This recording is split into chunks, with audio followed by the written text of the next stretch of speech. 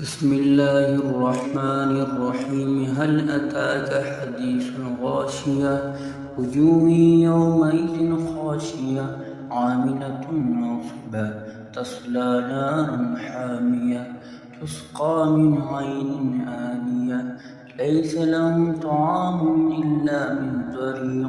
لا يسمن ولا يغني من جوع وجوه يومئذ ناعمة لسعيها راضية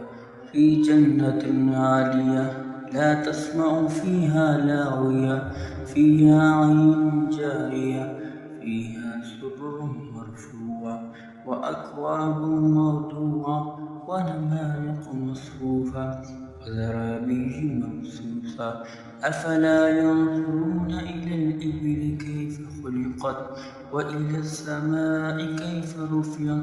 وإلى الجبال كيف نصبت وإلى الأرض كيف سطحت فذكر إنما أنت مذكر لست عليهم بمسيطر إلا من تولى وكفر فيعذبه الله العذاب الأكبر إن إلينا إيابهم